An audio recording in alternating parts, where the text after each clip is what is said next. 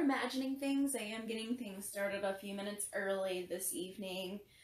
I'll be honest with y'all, I just want to go to bed. I'm tired. So, I'm going to read the next 2 chapters of Everworld, Search for Senna. And then I'm going to bed. Yep. I'm going to take my medicine. I'm going to go to bed as soon as we're done.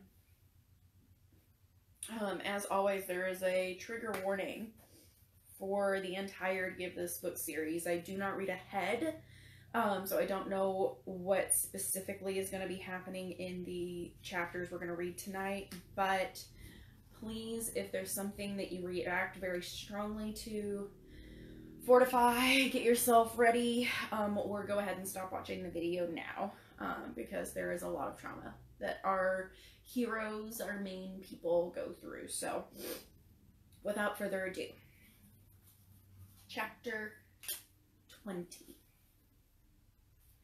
Trouble, Jalil whispered. Olaf curled his lip.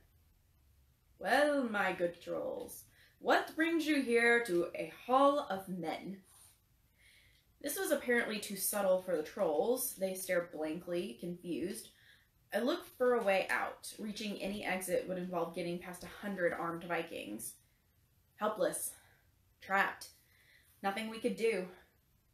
I soared on hope, and now I was yanked back to reality. 4 lame kids in a land of mad killers. I saw the old man who'd done the sacrifice watching me. A glint of humor? Or at least curiosity? Come, come, good trolls, King Olaf said again. Why are you here? What do you want? The leader of the group comprehended this. I am Gatch. We come from great Loki. He seeks for who... He searched his memory, pig eyes rolling up. Great Loki seeks for who were his guests and are lost. I had begun to think the Viking kings were at best primitive warriors and at worst drunken fools, but then I shot a fearful glance at the head table and saw a dozen very alert, very intelligent faces. Remember that if you live, I told myself, don't underestimate these men. Olaf considered the trolls while he calmly munched his slab of meat. Great Loki has lost his guests? He wasn't calling the troll a liar, but he wasn't even half fooled. Yes, almighty king, Gatch said, ducking his big rhino head. Are you sure these guests did not escape?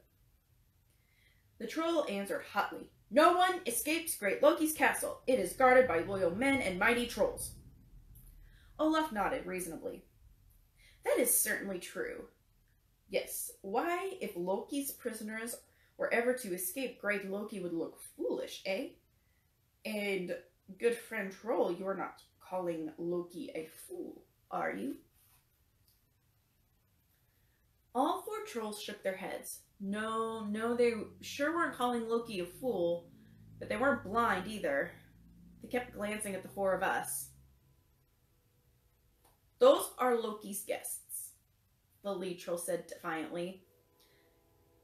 That was laying it on the table. Showdown time. I tensed up, searching for a sword I might grab, but I noticed that hands were on swords now. The babble of voices was dead still. Olaf whispered his next statement. These are my minstrels, Olaf said. They have the same faces as Great Loki's guests. Are you calling me a liar, friend troll? Olaf smiled as he said it, but even the trolls weren't dumb enough to buy the smile. If Olaf so much as raised a finger, an awful lot of swords, an awful lot of axes were going to start flying. The trolls knew it. Great king, the troll leader began, then ran out of words. Olaf stood up. He was a large man, even by Viking standards. I won't say he could have wrestled one of the trolls, but he'd have given it a shot. All men know why we are gathered here. he answered in a loud politician's voice. We gather here to go a Viking, as our fathers did, as their fathers did, and even the generations of old world before gods brought forth Everworld. And as all our fathers before, we will take to the sea in our ship and visit terror on our foes. Lots of foot stomping and total silence again. Only this time we go for a new purpose. To collect the ransom demanded by Loki. An impossible ransom to collect were we not carrying a mighty weapon. Everyone but us must have known what the weapon was, because Olaf might as well have been introducing Michael Jordan to a Chicago Boosters Club. The place went nuts. Olaf weighed the applause, let it go on for a while, then continued. Then we will pay the ransom to Loki so that he may release from unjust captivity the All-Father himself. Odin One-Eye. I saw Jalil's eyebrows go up. So, I thought, these weren't Loki's men at all, or at least not all of them. I, Olaf, who some call Olaf Ironfoot, because my own natural foot was eaten by a dragon who will never more trouble a peaceful village. Lots of murmuring and approval. Sort of a collective, you got that right. Dragon killing was approved of by all, except possibly the trolls, who may have gotten Olaf's underlying message of, look, I killed a dragon, don't mess with me. I, Olaf Ironfoot, have said that I will lead this expedition, and I have sworn to pay the ransom demanded by Loki. He leaned down over the table, going face to face with the troll. Go to your master Loki and tell him this. He needs us to destroy the sun worshippers who ally themselves with the Hetwan. And this we will do. But I am not Loki's vassal, and I will not be questioned by his foul creatures. The trolls hesitated, but not for long. Loki's guests are not here, Gatch said.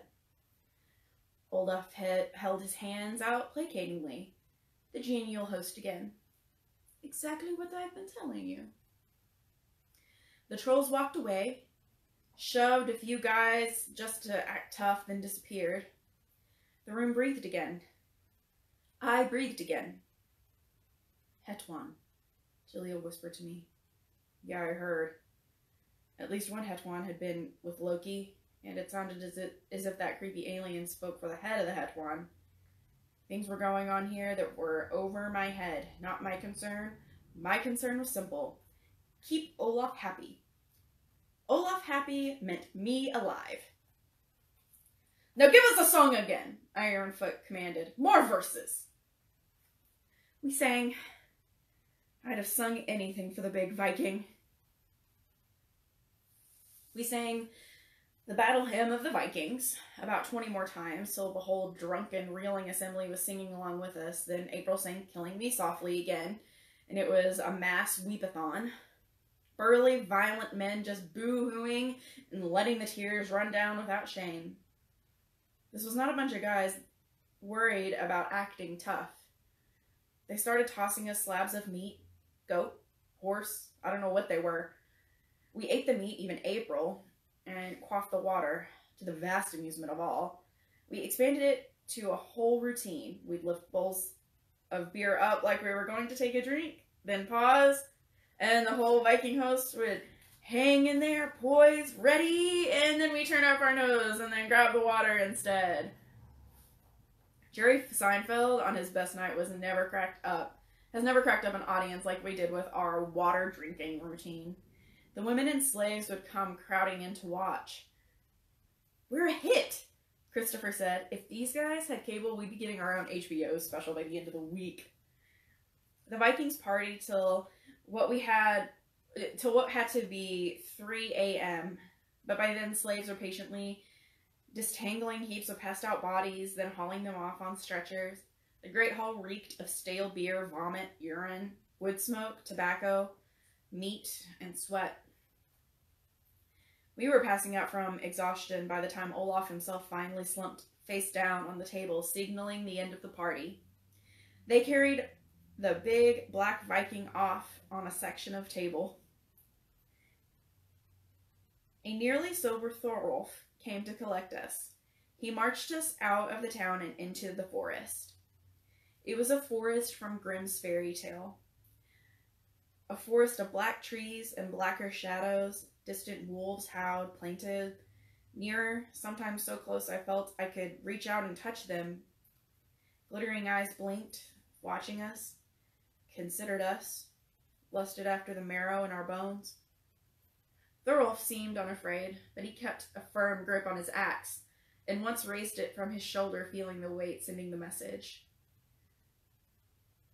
Nothing like a 10-mile hike on no sleep, Gilliel grumbled. Where are we going, Thorolf? April asked, her voice raspy from singing and from breathing smoke. You are to stay at my farm till the fleet departs tomorrow if the wind is fair, he said. Olaf Ironfoot said you were to be well cared for. Guess he's a music lover, I mumbled. Thorolf smiled. Ironfoot loves a good entertainment. That is true. But still more he loves to show all men that he is not Loki's vassal. So Olaf knew full well that we were the ones Loki was looking for, and in sheltering us he was jabbing a finger in Loki's eye. An extra bargaining chip, Gilliel said. Loki's demanded some kind of ransom for releasing Odin. Olaf doesn't trust him. Figures if it gets down to hard bargaining he can throw us on the pile as a sweetener. That killed some of my affection for Olaf. Thorolf looked at Gilliel with troubled eyes. The thought had not occurred to him, but now that Gilliel had mentioned it, Thorolf wasn't exactly laughing it off. The ways of kings and chieftains may be different from those of ordinary freemen. Thorolf said loud. We marched on, tensed for a sudden attack, expecting to turn the next curve and find our way blocked by Fenrir himself. But we were on something that might have been called a road, but it was dirt and narrow, with the forest beginning abruptly on either side. Looking up, I could see occasional hints of gray dawn overhead, but I was so bleary, so far past exhaustion that I wasn't doing much sightseeing. At some point, Thorolf led us off the road, along a much less traveled path. Here the forest gentled down into a white-trunked birches, with open spaces and even pale ghostly flowers. Another interminable walk, we emerged very suddenly into the open, into earliest morning sunlight in green and blue. A long, gentle, sloping field opened before us. It was covered in grass so green it seemed unreal. A rocky, snow-streaked peak loomed above in the distance. The sky was deep blue, fresh with morning sunlight. We saw a farm, although at first we didn't notice it. It seemed to be a single building added to many times, expanded in all directions. The walls were low and dark with few windows. The roof was covered in the same brilliant grass that covered the slope. A fenced enclosure contained a single horse. Along the slope in various little patches of white fluff were grazing sheep. The sunlight woke me up, a little at least. I noticed Thorolf taking in every detail, the sharp landowner checking to see that all was well. As we approached, Gundrun, Manbeater, appeared in the doorway. I guess it was the front door, although concepts of front and back seemed iffy on this building. She laughed on seeing her husband with the four of us. I have guests, Thorolf said, grabbing his wife and giving her a ferocious hug. I have eyes, Gundrun said. I see them.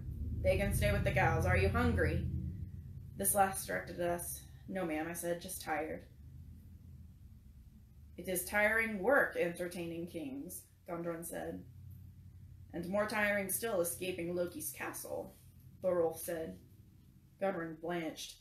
Her lip trembled and she glanced away in a particular direction, toward Loki's castle. They are under Olaf Ironfoot's protection, Thorolf explained. Yes, but are we? Gudrun said darkly. When Ironfoot has taken you and the other men away, we will still be here. with Loki's creatures and priests and even evil men everywhere. She looked darkly at us. We were not exactly welcome guests. But that didn't stop her from shoving a small loaf of bread off on each of us and detailing a yawning slave girl to show us to an empty cow stall. It was a musky place, but clean. The cows were being milked by an old woman who muttered to herself as she ate the udders. She didn't look up as we passed by. The slave girl showed us the stall. Hey, I hit it face down and was asleep before I could take a second breath. When it happens, David, will you save me? A voice whispered. Yeah, I said, but sleep. First sleep. When I woke, the electric red numbers on my bedside clock said 3:21 a.m. All right, so Tuesday morning for wake-up stories.